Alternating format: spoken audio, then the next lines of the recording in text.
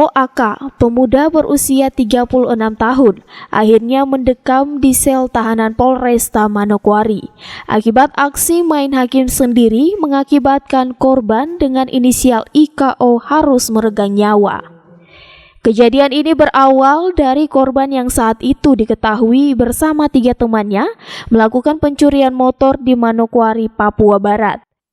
Saat ketiganya alami kecelakaan, 2 orang melarikan diri sementara 1 orang kemudian dianiaya oleh pelaku OAK hingga tak berdaya.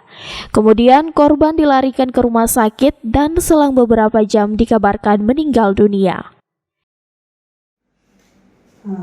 Korban yang juga merupakan salah satu dari ketiga pelaku pencurian. Sehingga kemudian pelaku penganiayaan ini mengikuti dari Jalan Baru,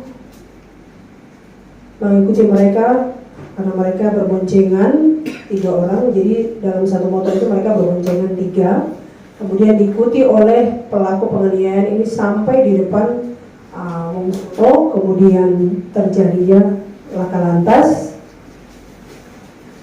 Setelah terjadi laka lantas, kemudian pelaku melakukan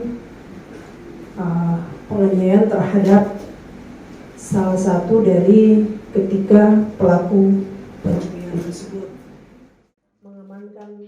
Akibat perbuatan main hakim sendiri, pelaku OAK disangkakan pasal 170 KUHP ayat 2 ketiga dengan ancaman hukuman 12 tahun penjara. Tim Liputan Kompas TV, Manokwari, Papua Barat.